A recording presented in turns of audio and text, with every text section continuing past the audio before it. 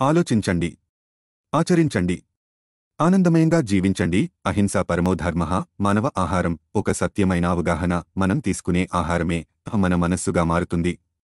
అన్ని non veg, fish, PRAN, ఎగ్తో సహా తీసుకోవడం వల్ల మన మనస్సు పూర్తిగా కలుషితమై పూర్తిగా మలినంగా మారుతుంది. అలా మలినంగా ఉన్న మన మనస్సు హింసా లక్షణాలను ప్రేరేపిస్తుంది. అవి కోపం, ద్వేషం, ఈర్ష్య, అసూయ, పగ, ప్రతీకారం, స్వార్థం, విమర్శించడం, నిందించడం, తిట్టడం, కొట్టడం, ఇతరులలో ఎల్లప్పుడూ చెడును మాత్రమే చూడడం, అలా అన్నింటిలోనూ చెడు లక్షణాలతో ఒక అలవాటుగా మారుతుంది. పూర్తిగా తమోగుణ, రజోగుణ లక్షణాలు వస్తాయి. తద్వారా మన జీవితం పలురకాల సమస్యలతో, బాధలతో, కష్టనష్టాలతో, అనారోగ్యాలతో గడుస్తూ ఉంటుంది. ఈ సత్యాన్ని అనాదిగా ఋషులు, మహర్షులు, మునులు, సద్గురువులు మనకు బోధిస్తున్నప్పటికీ మనమే వినకుండా, పాటించకుండా మన జీవితాన్ని మనమే స్వనాశనం చేసుకుంటున్నాము.